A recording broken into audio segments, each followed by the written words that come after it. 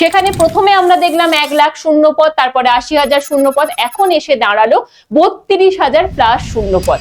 BPSC TRE 4.0 সেই 2024 সাল থেকে শুনছি আমরা হবে হবে হবে, ঠিক তার আগে এস্টেট 2024 নেওয়া হয়েছিল এই বিপিএসসি টিআরই 4.0 এর জন্য। তারপরে 2025 কেটে গেল, আজ 2026 অগাস্ট মাস, আজ পর্যন্ত পরীক্ষা আদৌ হবে কিনা সেটা বোঝা যাচ্ছে না। একের পর এক নির্বাচন চলছে, শিক্ষামন্ত্রী আসছে, শিক্ষামন্ত্রীর একই ভাষণ, বিপিএসসি টিআরই 4.0 নাকি হবে।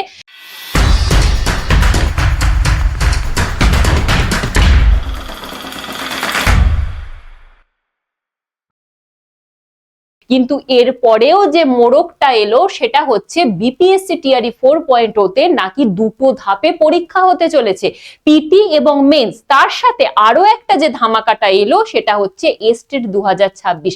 আরে ভাই, বিপিএসসি টিআরই 4.0 এর আগে ঠিক কতগুলো এস্টেট প্রয়োজন, ঠিক কতগুলো স্টুডেন্ট মিলে একটা বিপিএসসি টিআরই 4.0 তে পরীক্ষা দেবে, ঠিক এই প্রশ্নটাই আপনার মনে আসছে, তাই না? তো আজ এই বিপিএসসি টিআরই 4.0 পাশাপাশি এস্টেট 2026 ঠিক কারা পরীক্ষা দিতে পারবে, কারা পরীক্ষা দিতে পারবে না, এবং পিটি ও মেন্স আদৌ কি হবে, বিপিএসসি টিআরই 4.0 ঠিক কবে হতে চলেছে বা বিজ্ঞপ্তি কবে আসতে চলেছে, এই সমস্ত বিষয়গুলো নিয়েই আলোচনা করব আজকের এই ভিডিওতে। তো চলুন শুরু করা যাক। Hello student, welcome to BSCCI YouTube channel. এই চ্যানেলে অনেক অনেক স্বাগত। আজকে আমাদের আলোচনার বিষয় হচ্ছে বিপিএসসি টিআরই 4.0 পাশাপাশি এস্টেট 2026।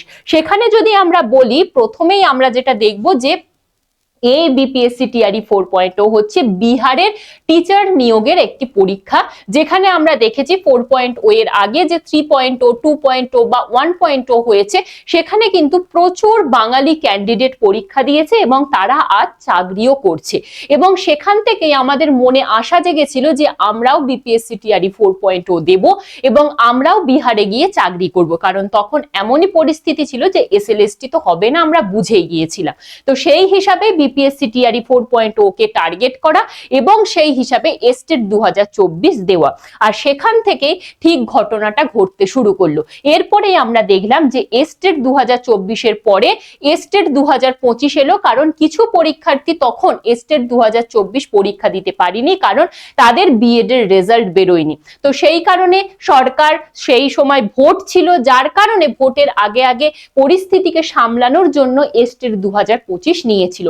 তো আমরা সেই বিষয়টাকে মেনে নিয়েছিলাম, ঠিক আছে বাবা, যারা সুযোগ পায়নি তারা তো অ্যাটলিস্ট সুযোগ পাক, তারপরে বিপিএসসি টিআরই 4.0টা হোক। কিন্তু এখানেই দাঁড়িয়ে প্রশ্ন, তাহলে আবার কেন এস্টেট 2026-এরও প্রয়োজন পড়ছে? কারণ সরকার তো এখন গঠন হয়ে গেছে, সেখানে মুখ্যমন্ত্রীও রয়েছে, শিক্ষামন্ত্রীও রয়েছে, এবার তো বিপিএসসি টিআরই 4.0টা হয়ে যাক, এই প্রশ্নটা আপনার মনেও। এবং সেখান থেকে দাঁড়িয়েই বারংবার যে বিষয়টা উঠে আসছিল, এবার টিচার নিয়োগে দুটি ধাপে পরীক্ষা হবে, একটি পিটি হবে এবং একটি মেন্স হবে। আমরা সেখানে সকলেই বলেছিলাম যে যেহেতু এস্টেটটা অ্যাজ এ পিটি একটা পরীক্ষা হচ্ছে, মানে প্রিলিমিনারি টেস্ট হিসাবে পরীক্ষা হচ্ছে, সেহেতু হয়তো টিচার নিয়োগের ক্ষেত্রে আমাদের পিটি হবে না, সরাসরি আমরা যেমন বিপিএসসি টিআরই 3.0 বা 2.0 তে পরীক্ষা দিয়েছি মেন্স পরীক্ষা সেইভাবেই দেব। তো সেখানেও কিন্তু আবারও জলঘোলা দেখা গেল। আমরা দেখলাম যে বিপিএসসি তরফ থেকে যে এক্সাম ক্যালেন্ডার প্রকাশিত হয়েছে, সেখানে স্পষ্টভাবে লেখা রইল যে 2 ফেজেস এক্সাম, এবং সেখানে পিটি এবং মেন্স উল্লেখ করা রয়েছে, এবং তার সাথে সাথে বিপিএসসি টিআরই 4.0 এরও উল্লেখ করা রয়েছে। এবার যেহেতু বিপিএসসির ক্যালেন্ডারে বিপিএসসি টিআরই 4.0 উঠে এসেছে, সুতরাং এখান থেকে আশা করা যাচ্ছে না 2026-এ অবশ্যই করে বিপিএসসি টিআরই 4.0 হবে, তবে অবশ্যই করে তার দুটো ধাপে পরীক্ষা হবে, একটা পিটি হবে এবং একটি মেন্স হবে। এরপরে আমরা যে বিষয়টা দেখব সেটা হচ্ছে, আমরা প্রথমেই যেটা বললাম যে প্রথমে যে পিটি হবে, সেই পিটিটা হচ্ছে প্রথম ধাপের বাছাই পর্ব, মানে এস্টেট সেখানে কারা কারা বসছে বিপিএসসি টিআরই 4.0, যেখানে এস্টেট 2023 হয়েছে, 2024 হয়েছে, যারা শুধুমাত্র বিপিএসসি টিআরই 4.0 কে টার্গেট করে পরীক্ষা দিয়েছে, পাশাপাশি এস্টেট 2025 হলো, তারাও টিআরই 4.0 কে টার্গেট করেছে, এবং আজ এস্টেট 2026 এর ফর্ম ফিল আপ চলছে। তো তারাও স্বাভাবিকভাবে অবশ্যই টিআরই 4.0 টার্গেট করবে। তো এত যে হিউজ পরিমাণ একটা টেটের স্টুডেন্ট হয়ে যাচ্ছে, তো সেইটাকে প্রাথমিক বাছাই করার জন্য এই প্রিলিমিনারি পরীক্ষাটা হবে, যেখানে একটা প্রাথমিক বাছাই পর্ব চলবে। তারপরে যারা কাট অফের মধ্যে আসতে পারবে তারা কিন্তু এই মেন্স পরীক্ষাটা দিতে পারবে, এবং মেন্স পরীক্ষার নিরিখেই কিন্তু বিপিএসসি টিআরই 4.0 এর চূড়ান্ত মেধা তালিকা প্রকাশিত হবে। কারণ আমরা জানি বিপিএসসি টিআরই 4.0 তে কিন্তু কোনো রকম ইন্টারভিউ নেই, শুধুমাত্র লিখিত পরীক্ষার মাধ্যমে কিন্তু এখানে নিয়োগ হয়। সেক্ষেত্রে এই মেন্স পরীক্ষার নম্বরের নিরিখেই আপনাদের নিয়োগটা হবে। এরপরের যে বিষয় সেটা হচ্ছে এস্টেট। এস্টেট 2026-এর ফর্ম ফিল আপ আজ থেকে শুরু হয়েছে এবং তার অফিসিয়াল নোটিফিকেশনও বেরিয়েছে। 17 আগস্ট থেকে আবেদন শুরু হচ্ছে এবং আবেদন চলবে 31 আগস্ট পর্যন্ত, এবং ওয়েবসাইটে কিন্তু নির্দিষ্ট পোর্টালে গিয়ে ফর্ম ফিল আপও করা যাচ্ছে। যদি ফর্ম ফিল আপ সংক্রান্ত কোনো প্রশ্ন থাকে বা ফর্ম ফিল আপ কিভাবে করবেন সেটা যদি বুঝতে না পারেন তাহলে অবশ্যই কমেন্ট বক্সে কমেন্ট করবেন। তো চলুন এবার একটু এস্টেট 2025-এর বিষয়গুলো একটু দেখে নিই। তো সেখানে প্রথমেই যেটা আসে বয়সসীমা। বয়সসীমার ক্ষেত্রে পুরুষদের ক্ষেত্রে হচ্ছে 37 বছর এবং মহিলাদের ক্ষেত্রে 40 বছর হচ্ছে বয়সসীমা। এবং যেহেতু আমরা আদার স্টেটের ক্যান্ডিডেট হিসেবে পরীক্ষা দেব, সেহেতু আমাদের এখানে বয়সসীমা কিন্তু এই 37 আর 40টা ধরেই এগোতে হবে। পরবর্তী যে বিষয়টা সেটা হচ্ছে আমাদের শিক্ষাগত যোগ্যতা। সেখানে আমরা জানি এস্টেটের ক্ষেত্রে দুটো পেপার থাকে। এস্টেটে আমাদের যে এস্টেট হয় সেখানে আমাদের দুটো পেপার থাকে। একটা হচ্ছে পেপার 1, সেই পেপার 1টা হচ্ছে ক্লাস 9-10 এর জন্য, এবং পেপার 2, সেই পেপার 2টা হচ্ছে আপনার ক্লাস 11-12 এর জন্য। এবার যেহেতু ক্লাস 9-10 এর জন্য যখন হবে তখন কিন্তু গ্র্যাজুয়েশনে বা পোস্ট গ্র্যাজুয়েটে 50% নাম্বার এবং তার সাথে বিএড বা এমএড থাকতেই হচ্ছে। অপরদিকে যখন আপনি পেপার 2 অর্থাৎ ক্লাস 11-12 এর জন্য পরীক্ষা দেবেন, তখন যে বিষয়ে আপনি অ্যাপ্লাই করবেন সেই বিষয়ে আপনাকে পোস্ট গ্রাজুয়েট হতে হচ্ছে এবং অবশ্যই করে 50% নাম্বার থাকতে হচ্ছে। এবার আমি একটু বলবো, এই যে ক্লাস 9-10 অর্থাৎ পেপার 1, সেখানে কিন্তু একটা সাবজেক্ট কম্বিনেশনের বিষয় থেকে যাচ্ছে। পেপার 1-এ একটা সাবজেক্ট কম্বিনেশনের বিষয় থেকে যাচ্ছে, এবং সেখানে অবশ্যই করে যারা ম্যাথ টিচার হিসাবে অ্যাপ্লাই করবেন, সেখানে গ্র্যাজুয়েশনে আপনার পাশের সাবজেক্ট হিসাবে physics, electronics, computer science, chemistry বা স্ট্যাটিস্টিক্স এর মধ্যে যে কোনো একটি সাবজেক্ট পড়ে থাকতে হচ্ছে।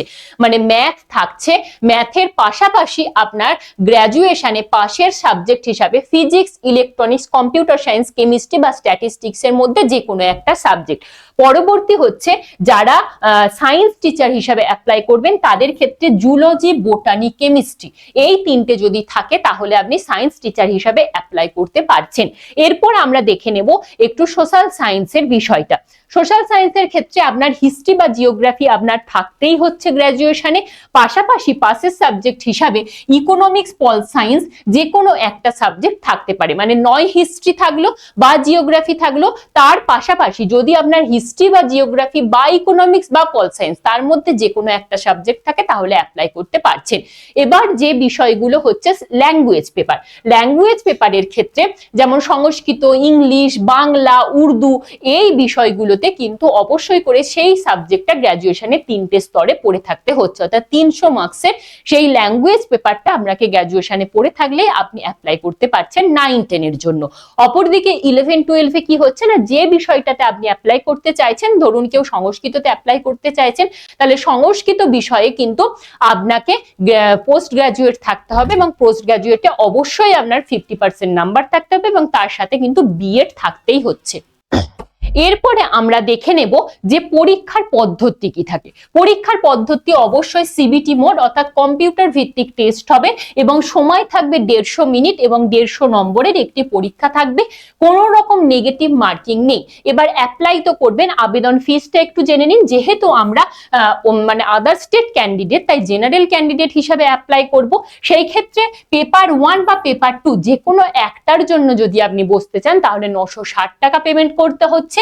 এবং যদি আপনি পেপার 1 পেপার 2 দুটোতেই বসতে চান, অর্থাৎ 9, 10, 11, 12 দুটোতেই বসতে চাইছেন, তাহলে আপনাকে 1440 টাকা পেমেন্ট করতে হচ্ছে।